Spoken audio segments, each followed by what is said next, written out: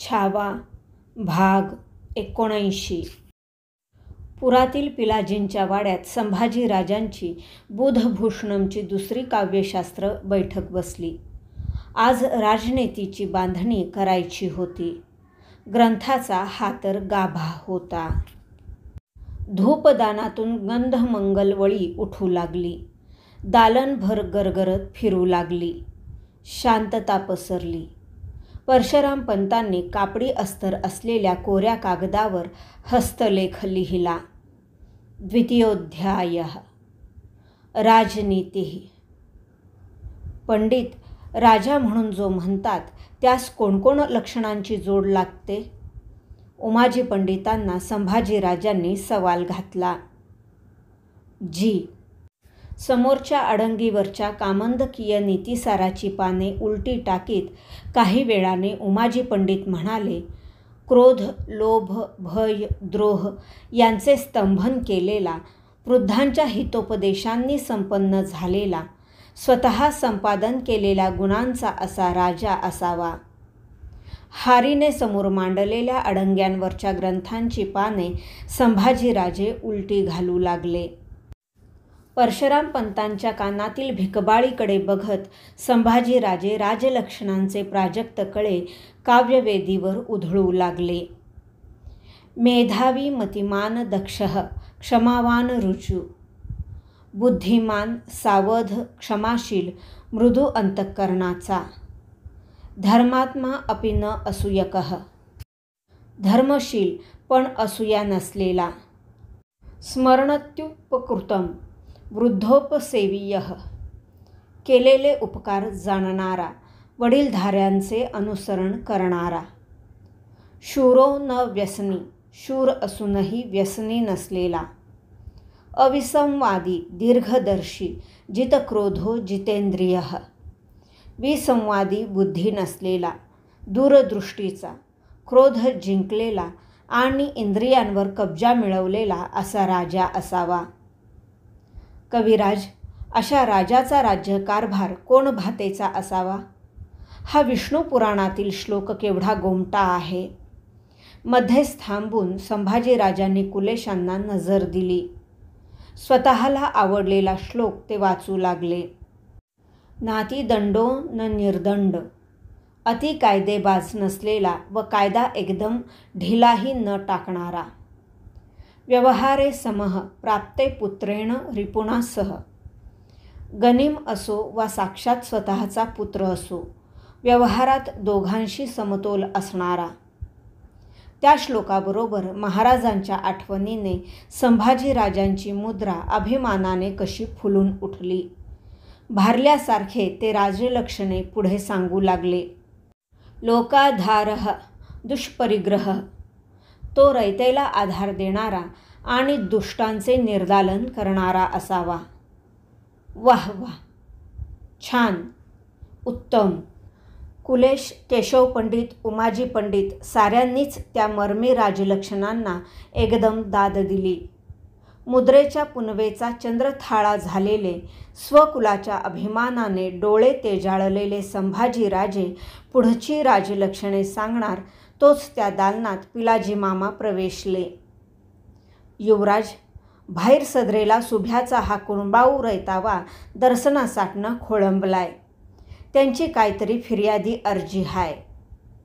ही बैठक लवकर उठणार नाही हे हेरून पिलाजींनी हे धाडस केले होते.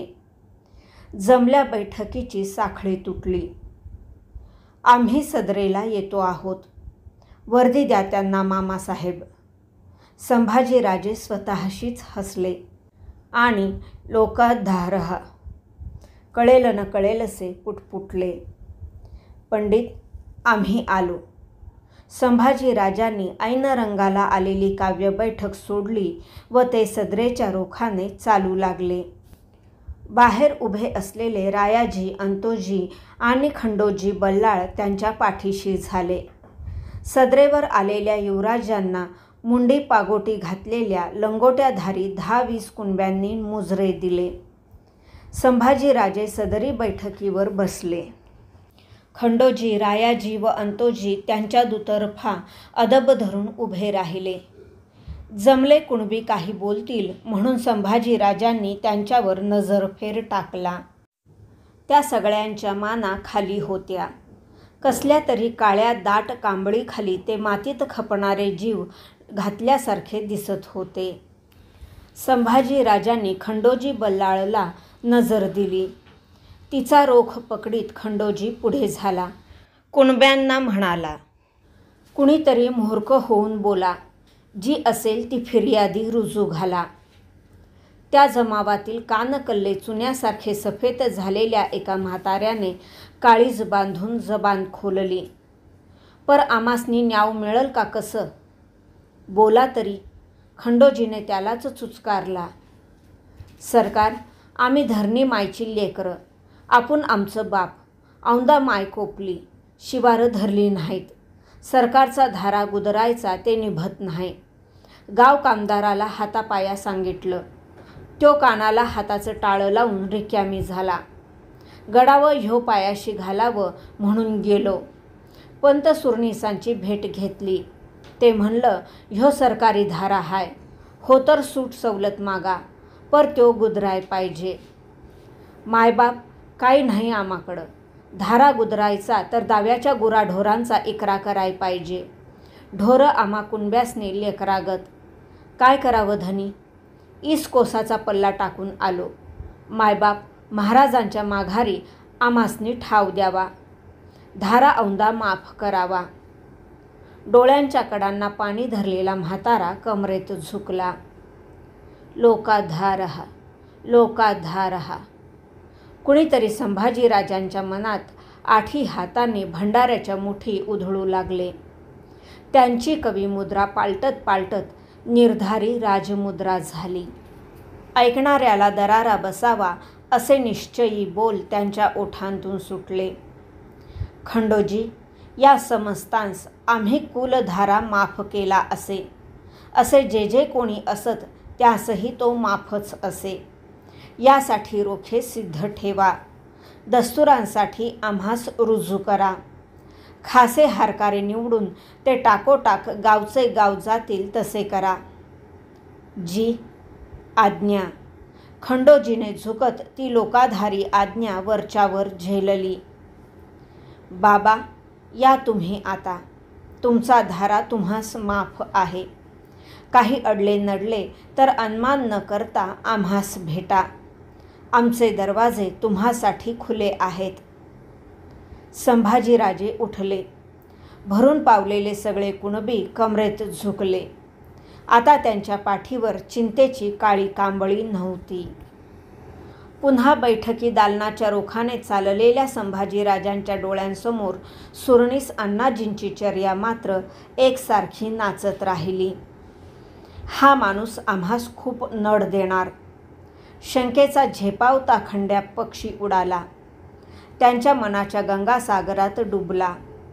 मासोळी मटकावून आपली लांब चोच साफ करीत नियतीच्या आंब्याच्या झाडावर जाऊन बसला. संभाजीराजे पुन्हा पंडितांच्या मेळ्यात येऊन बसले.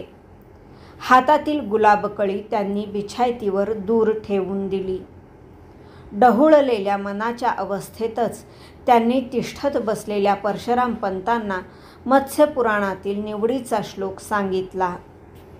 यद्यपि अल्पतरं कर्मं तदपि एकेन दुष्करं पुरुषेण सहायेन किमु राज्यं महोदयम्.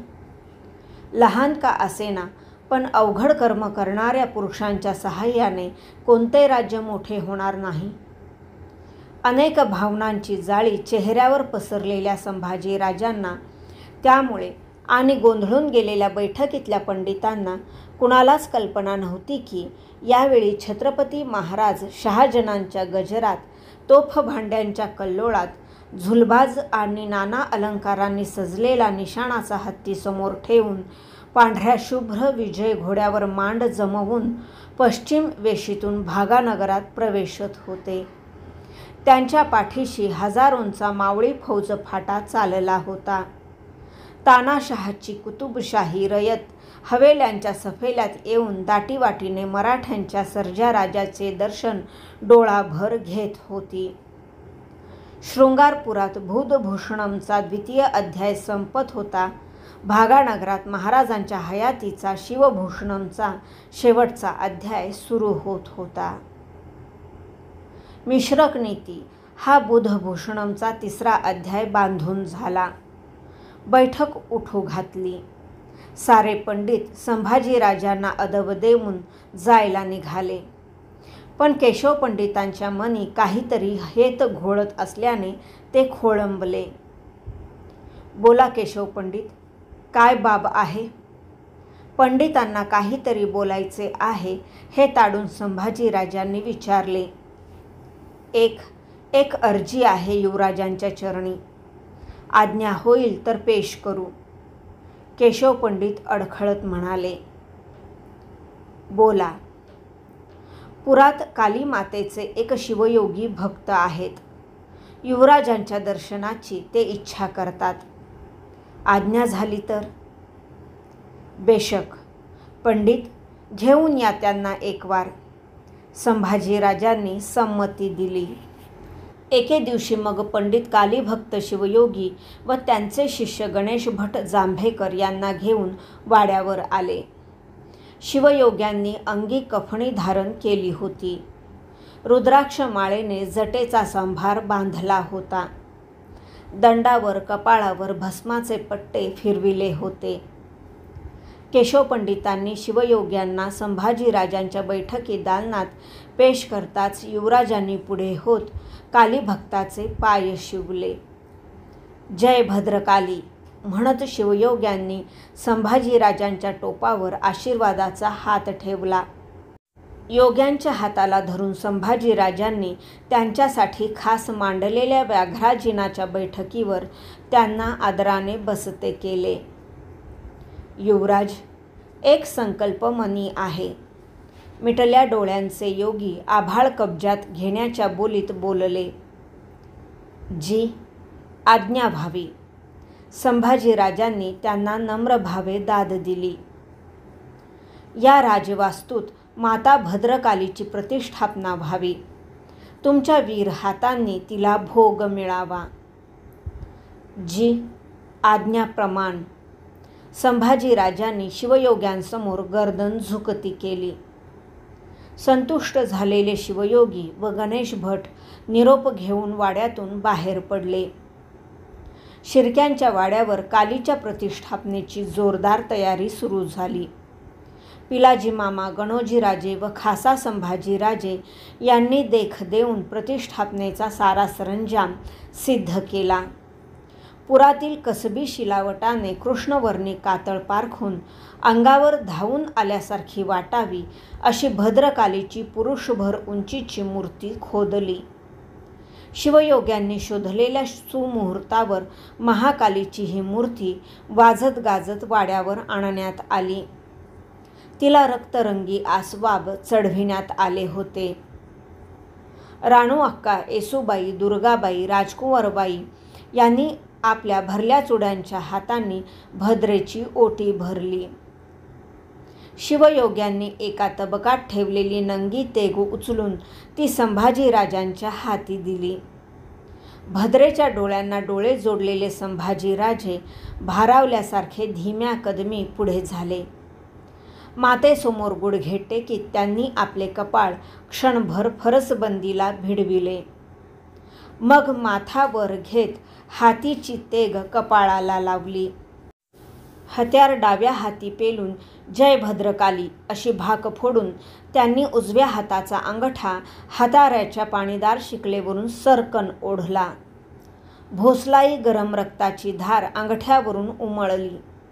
आपल्या राजरक्ताचा तवाना भोग भद्रेला देण्यासाठी युवराजांनी ठिबकता अंगठा तसाच तिच्या चरणांजवळ नेला. दुर्गा भद्रेची प्रतिष्ठापना झाली. रायगडावर मात्र वेगळेच शिजले गेले होते. महाराणी सोयराबाईंच्या खासे महालातून बाहेर पडलेल्या अण्णाजी दत्तोंनी एक थैलीबंद खलिता विश्वासू खबरगिराच्या हवाली केला होता. खलित्या पोटी मजकूर होता. महसुलाचे उसूलाबाबत युवराज कारण नसता घालमेली करतात. रयते सरसकटीने धारा माफ केलिया, सरकारी खजिना आबादान रक्षावा, ते कैसे व्हावे. या कशाची कल्पना नसलेले छत्रपती तिकडे भागानगरात तानाशहाशी मनाजोगे राजकारण बांधून मुलूखमारीसाठी त्यांच्याकडून हवा तसा सुलूख करवून घेऊन भागानगराबाहेर पडले होते, आदिलशाहीवर चालून जाण्यासाठी. दूरवर नजर पोहोचणारी महाभद्र दुर्गाकाली मात्र आपल्या विस्फारल्या डोळ्यांनी हे सारे शांतपणे बघत होती. शृंगारपुरात संभाजीराजांनी भक्तिभावाने कालीची प्रतिष्ठापना केली होती. रायगडावर मात्र सुरनीस अण्णाजी दत्तो आणि महाराणी सोयराबाई साहेब यांच्या मनी कलीची प्रतिष्ठापना चालू झाली होती. भाग 79 समाप्त.